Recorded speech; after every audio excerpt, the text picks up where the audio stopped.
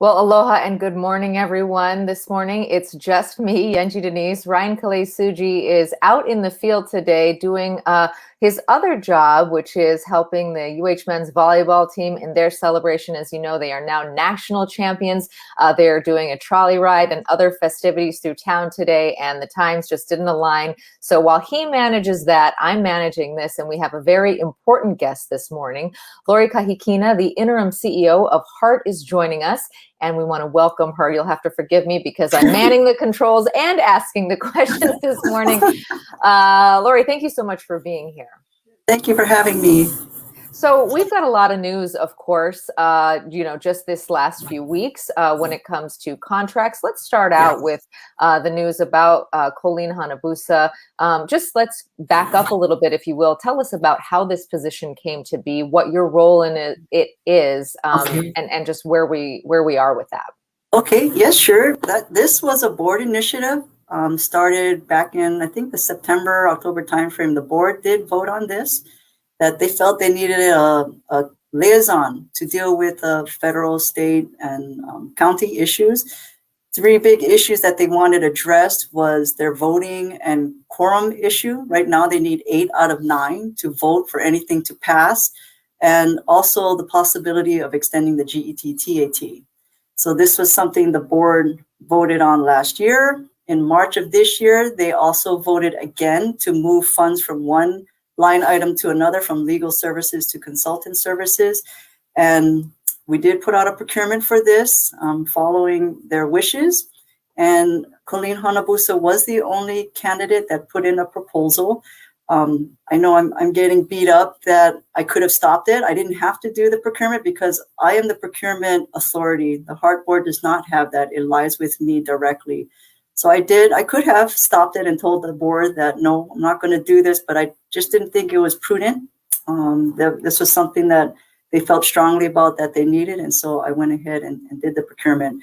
Colleen, before I could even execute the contract, Mayor called me yesterday and said, Glenn Nohara has just put in his letter of resignation, and he actually recommended that Colleen Hanabusa replace him because he actually replaced her a while back. And so Mayor called me and he said he's going to take Glenn up on his recommendation, let me know that they're going to announce it. So I'm very pleased with having her on board.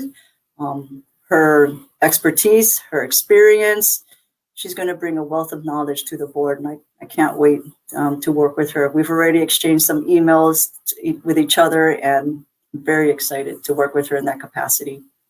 And what happens to that position now? She was, as you noted, the only person who applied for the job. So is that request still out there, or does that position just go away? So it's actually a procurement. So if we needed to do it, I would have to redo another procurement. But Chair Martin announced in council yesterday that we will not be going out with a new procurement. So at this point, it is considered closed. Interesting. What do you think that she'll bring to this project? Why do you think that she's uniquely qualified? Why did you sign off on her specifically? And what do you think that she'll bring to the project? So she has a lot of experience with Heart itself. She was the board member and board chair. She does have experience working with the state legislature. I believe she is the main author of Act 1 that added the 4 representatives from the state and extended the GET-TAT. So if anyone understands the quorum and the voting issues, it would be her. So if she could help us in this different capacity, I think she'd be the one to pull it off. And, extending the GET-TAT, it's going to be very controversial. And I'm hoping with her experience working in the ledge and understanding what is needed, that she can help us over there too.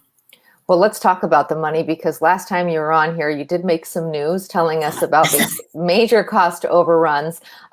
Where do we stand now on the financials of this project? Is it really $12.4 billion, or do you think it could be higher?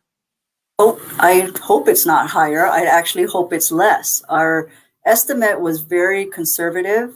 As I mentioned, we tried to have every risk, every contingency in there because I don't want to be out here again saying, oh, sorry, you know what, it really wasn't 12, it's 13, or it's 14. HART has consistently done that, and I don't want to do that. It's 12 billion, which includes about $1 billion in interest expenses, but hopefully we can come in under that budgeted amount and come in lower or sooner than the 2031 expected deadline or completion time.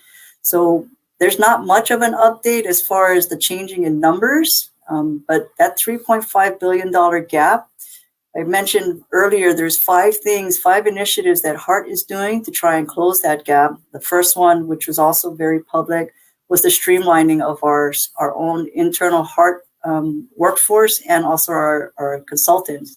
So we're estimating about $10 to $30 million in savings by that first initiative. The other thing is to find a more expedient and economical way down the Dillingham corridor. So we've been talking about the Mauka shift. So instead of coming down the center of Dillingham, pushing it off to the Mauka side, we're anticipating about a $200 million savings with that. The third thing is removing risk. When the P3 was out there, there's a lot of risk built into their bids because they didn't know when they could actually get access to the area. So, for example, the utility relocation contract that we canceled, that was a time and materials contract. And the reason HART did that was because the designs weren't done. So if we can get the 100% designs done, the permits received from the city before we go out for procurement, that eliminates a huge risk. So hopefully the bids that come in from the contractors is reduced. And then the fourth initiative is hopefully with the GET, people will increase than what we anticipated. With people getting vaccinated, tourism coming back, people getting back to work, we're hoping what we estimated what the income would be from GET would be greater. And the first quarter, it has been. So we're hoping we can close that gap a little bit more than what we anticipated with the GET. And then finally, any new monies that we could possibly get, whether it's from the feds or even private. So we did receive the 70 million from our congressional leaders, led by Senator Schatz. That was such a blessing. We did put in for a request for 850 million with Biden's new initiatives.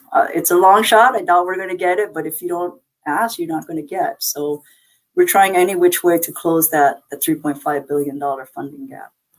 Well, we've had Senator Schatz and Senator Hirono on this program, and they both have said that, the federal government is not going to come through to the tune of billions of dollars. Even, Absolutely. the money that you're talking about getting from the Biden infrastructure plan is certainly would be a huge boon, but it would not make up the difference. So where do you think that money will ultimately come from?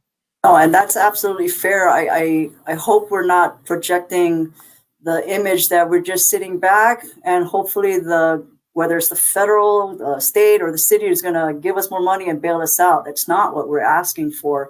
Like I mentioned just earlier, the 5 initiatives, what we're trying to do is close that gap. We think with some of the things that we're talking about, we've already closed 20 to 25% of that. I don't have a good answer where the remaining 75% is going to come from, but we just need to keep looking and finding better ways to do things and close that gap. But I do not expect someone to just write me a $3 billion check and bail us out. That would be nice. One of the other ways that you could limit cost in some people's view is to actually chop those last 4 miles off the project, end the route earlier. There are obvious problems with that, given that the FTA signed off on one project, and if you did it the other way, you would, not be fulfilling the city's end of the agreement. What are your, we've heard Joe Uno just speaking, he's a HART board member for our audience who might not be familiar. He and others have said that, ending the route early might be the best way to do this. What are your thoughts on that? What does completion actually look like? Well, Middle Street is not going to work. There's good technical reasons why. I had to learn this from Director Morton at DTS, but you can't turn left. When the buses are heading east, they can't turn left into the Middle Street station over there. You would think inherently that's a good place because there's a big, huge bus depot there, but they can't get in there. But even so, even if they get into Middle Street, somehow we transfer the passengers from the rail to the bus just to get stuck in traffic right there in Dillingham. And of course, you're missing the people all along the Dillingham corridor, right? You need to hit those people. Whether there's someplace shorter than Ala Moana, I'm not in agreement with that. I think we need to. Ala Moana is, people are thinking that Ala Moana, people are going there just to shop. No, that's not the point. Ala Moana is the transportation hub of the island. According to DTS, that's where the main transfer station is. That's where the ridership is of people now getting into buses and going to other parts of town. So we need to eventually get to Ala Moana. I understand the funding gap, and so maybe there is a phasing issue that we need to tackle right now because we don't have the funding, but Middle Street is not it. Maybe first phase, we stop somewhere shorter and then we finish off all the way to eventually UH. And on that phasing question, the last time you were on here, you said that the sort of the plan was to deliver up to the stadium by the end of this year. Is that still looking possible? So my goal is still to hand that over to the city, Department of Transportation. The issue is what I mentioned at council yesterday. There's two major issues that are holding that up. One is Hitachi has to do testing and certification before we can even think of transferring it over to DTS. Once all the testing and certification is done, then you need to go into a 90-day trial running period. So Hitachi still has about 250 testing that needs to be completed. They've already done another 250. They're projecting maybe about the August timeframe to get that done. So from August, and then you have to go into the 90-day trial run. That's one major issue. The other issue is what I have been publicly stating is the wheel rail interface. I know the paper made it like it was a new issue. It's not. There's 4 issues with those frogs that are brought up in about the February, March timeframe. And major of the 4 issues of the frog is the wheel rail interface, where I mentioned that the wheels are about a ½ inch smaller than the rail. There's 2 obvious solutions. One is to replace the frogs, which is very time consuming and expensive, or replace the wheels. So we're getting all of the smart people from HART and our consultants and Hitachi in the same room to see what is the most viable solution. It seems to be pointing to the wheels, but we need to work closely with Hitachi as a partner on that. So I know that, and just for our viewers who might not know this or who might not be familiar with this issue, basically it's that the wheels are the wrong size for the rails. And so what happens when the train actually runs down that track? Does it just not move at all? And if you were to swap out the wheels, there were some issues about the weights of the vehicles themselves. Can you get into a little of that? Sure. And I want to not characterize it as the wrong size. It fits the rails, but when it goes over the crossings, that's where there's some concern. So I'm sorry, what was the question? No. So let's dive into that first. So the wheel, it's just so that people understand, because even though this issue has existed perhaps since February and even before then, it's new to a lot of our audience, and it's certainly relatively new to me. So when those wheels cross over the frogs, they're essentially too big or too small. And what actually happens? Does the train just stop? Does it have to slow down? No. Can it still function? Like what is the problem at the moment? Yes, it can still function. Actually, right now, Hitachi is running the trains across the frogs right now. They've actually slowed it down. Before this issue was discovered, they actually discovered it late last year. Before it was discovered, they were running about 55 miles per hour over the frogs, and there was some irregularities, wear and tear on the tracks, and that's what brought this to light. And so right now they're addressing it by running slower through the frogs, but that's not going to work for when we're in operation for our commuters, because there's an expectation that there's going to be a train every 4 to 5 minutes at the station. But if they have to slow down every time they come across a frog, we're not going to meet that. So we really do need to fix this before we can hand this over to DTS. And as I mentioned, Hitachi is our partner in this, and they're working very closely with us. And who's going to pay for that? Because presumably that would add to the $12.4 billion.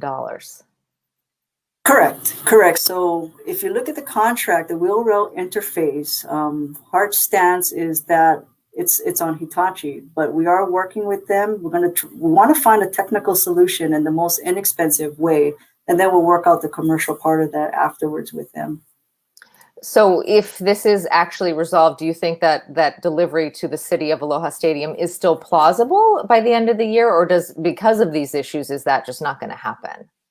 If the wheels are replaced, we think it's plausible that it can be still delivered to the city by the end of this year. But if it's the tracks that need to be replaced, we don't think we can hand it over to the city by the end of this year. And how much later would that be? Do you have an estimate as to how long that would take? Yes, so estimates from our engineers is that to replace the frogs, it takes about 1 year to manufacture them and then ship them here to us. And then, of course, we need to do the construction to tear out what's been installed and put it in. So at least a year if it's the tracks.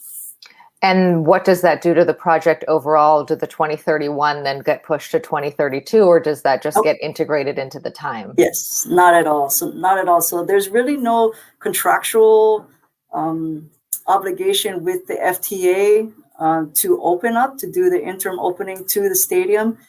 There's no requirement that we do that, and it has no bearing on what is happening on the east side heading to Ala Moana. So even if this is delayed by several years, has no impact on the 2031 date.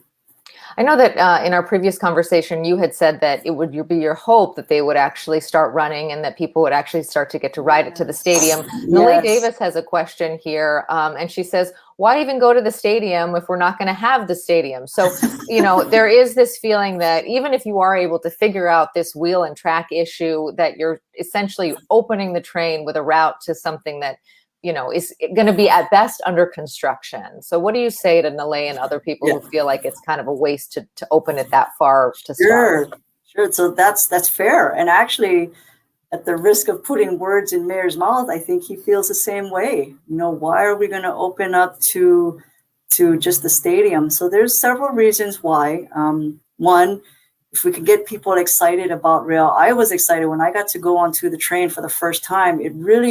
What has been accomplished so far, it is incredible. I know we have such a bad reputation, and rightfully so. People have a right to be upset at heart, but when you get on that train, it really is incredible what has been done. And so maybe just to get the excitement of the public, but also we're working with Pearl Harbor. There's a lot of employees that work at Pearl Harbor, and they're willing to do a shuttle from that Pearl Harbor, from that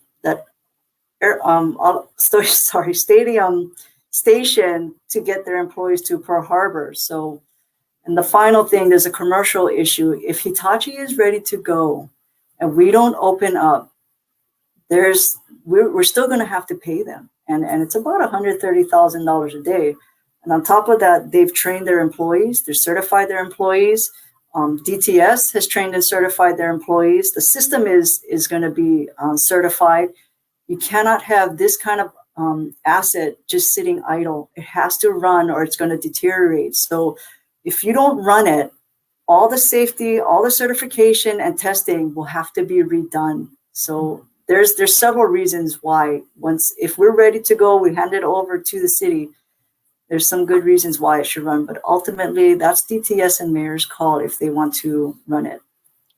The pandemic has brought a lot of changes into our lives. One of them is remote work. Panos Prepederos, who I'm sure you're familiar with, is a pretty vocal critic of this project. He has said that ridership is not going to be at the levels that were projected when this project initially started. What kind of projections do you have for ridership? And do you think, like his assessment, not to put words in his mouth, but my understanding of his assessment is basically we're not going to have the interest and the buy-in from the public that we thought we would when this first launched. Sure, and that's fair. I did watch his interview. We do have our ridership projections, and they has decreased from when we first started to after the pandemic, but it's still high. And I disagree that everyone will be telecommuting from now on. I mean, we brought back all of our employees. The city is bringing back all of their employees. Government, I'm sure, will all bring back all of their employees. I'm not sure about private sector, but there are some consultants that feel it's not efficient to telecommute. So they're going to be bringing back all of their employees also. What I'm understanding is any major rail infrastructure project across the nation, there's a lot of naysayers and saying it's not going to work, nobody's going to ride. But when you see what happens, the transformation for those communities, those cities surrounding it, and even the ridership, maybe at first it's not going to be high. So I'm not discounting what he is saying, and it might not be high at first. But I think as people start getting accommodated to the rail and how good it is, I think we will see an increase. The mayor said yesterday in his news conference with Colleen Hanabusa that he is going to be speaking with the FTA in the next few weeks. Are you going to be part of that meeting? And what are you hoping to get out of that conversation? What are you asked to present at that conversation? And, is that basically a plea for money? Is it an update as to what's happened in Hawaii? Just if you can give us any insight on what you're expecting from that meeting. Sure. So Mayor has been pretty public about that. Well, we need to retake a look at how we are, where we are, be realistic on what the funds we have and how far we can get. So Hart is tasked with looking at different scenarios and presenting it to him and seeing how far can we get with the money that we have. And Hart does have to refresh its recovery plan, and within that recovery plan, a financial update. And we are due to present that to the FTA about August, September timeframe so that they can give us their feedback and hopefully get it approved by the end of this year. I don't think that recovery plan will be done by the time we go up to fly with them, but the FTA needs to know we are committed. We're committed all the way to Ala Moana. The mayor is committed. How do we get there? Whether it's phasing, we need to find a viable way. And we need to show FTA we know what we're doing. We have a plan. Here's our plan. We do need to show them that we know what we're doing in order for them to release the remaining of the funds. The two things that they wanted was the recovery plan update and also the City Center Guideway Station contract let out. We're not going to be able to do that by 2022, but maybe 2023 we can do that. So that's the plan when we go up there to meet with them. Let's talk about that phasing. So the first phase, obviously, is what we were just talking about, is the stadium. Would you then, is the next phase all the way to Ala Moana, or can you basically, this is just sort of a logistical question. Can you open it station by station? What are sort of the next benchmarks, if you will, or location? Right. So that's fair. No, logistically, we cannot do station by station when you're constructing or.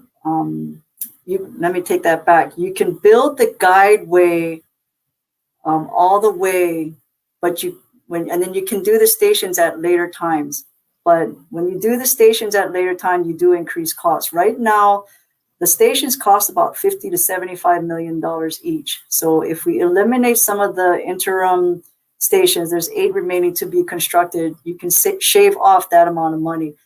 The big money is in the guideway itself. It's about $150 million per mile. So when you're talking about phasing, maybe we won't be able to get all the way to Ala Moana in this next phase. Maybe it's shorter, but we have to try and work out the numbers and the scenarios and present it to the mayor. I'm looking in the comments, and there's actually quite a few that are saying that you're the right person for the job and that you're doing good with what you've been given. There's also people on the other side, like Lynn, who says that this is a waste of taxpayer money. The system is a failure. How do you turn around public perception for this project? Because at this point, when you say things like, they don't match up, and now we could add a year to changing the frogs, and this is costing hundreds of thousands of dollars a day with Hitachi already having folks on the ground. I mean, it is enough to sort of shake your head and just say, like, this is just too much. So how do you turn that public perception around? That's fair, and people have a right to be angry with Hart. I think our reputation over the years, we haven't been open, honest, and transparent. And so I'm trying to change Hart's image by being just that, the good, the bad, the ugly. I'm going to say it like it is. As soon as I found out about the frogs, I came very public about it, but we're going to find a solution. There's a solution to every problem, and we're going to find it. And we're going to find it the most prudent way possible. When I'm talking to my staff, I said, all of your decision making, it has to be what's in the best interest of the public. And I'm hoping that the public can give us a chance, give us time to find solutions to the big problems that we're uncovering. I don't expect to, gain approval immediately. I know not just myself, but our entire team, we have to prove ourselves that we're trying to do our best with what we've been dealt with, but just give us time, have patience. We'll find a solution. Our time is wrapping up. The last time you were on here, you did say that you would like the interim position to be moved to permanent. Just tell us a little bit about what it's been like to be in this role, and is this something that you do still want to be permanent? We know that your contract is for a year that began in January. So where does that sort of stand? And on a personal level, is this something that you want to see through? Oh, yes. So on a personal level, yes, I do love challenges. And I do want to make a difference for the public, for the taxpayers. It is a stressful job. I don't think a day goes by where Hart is not in the media, and most of it is negative. So it is stressful. But I am up for the challenge. My contract is only for 1 year. It terminates at the end of this year. The board has, in my contract, the board has to evaluate me every quarter. So I've already done the first quarter, January through March. They did the evaluation on me in April. And I think the point of that was, if I'm going off course, they can help guide me back to make sure I stay on course. I don't know what the intentions are, whether they're going to keep me or not, but I'm thinking by the June, July timeframe, they might have to already make a decision, because if I'm not the person, they're going to have to probably hire a headhunter to do a national search. So maybe, if anything, if they need more time to find someone to replace me, maybe they'll extend my contract for a few months just to hold down the fort until that new person can come in. Well, we appreciate you being on here. We appreciate your transparency, and thank you for spending so much of your morning with us. We know that you are incredibly busy taking care of this project. Thank you. Thank you for the opportunity. Aloha. Aloha. Well, there you have it. So great to hear from Lori Kahikina, the interim CEO of Hart. As she did say, Hart is in the news almost daily, and a lot of the press, at least in the last week, has been relatively negative, focusing a lot on that contract with Colleen Hanabusa. Now, of course, announced yesterday by the mayor that he has appointed her to an unpaid position on the Hart board that begins this summer. And so we're going to go straight to the source on that. This Friday, Colleen Hanabusa will be joining us here live. Ryan will be back fresh off the trolley from the UH men's volleyball team, the national champions. We congratulate the team there. So please do join us. We know that the audience that is tuned in this morning is very keyed in on rail and very interested in this project. So bring your questions for Colleen Hanabusa. We'll see you right back here on Friday at 10:30. I'm Yenji Denise. Thanks so much for being here. Aloha.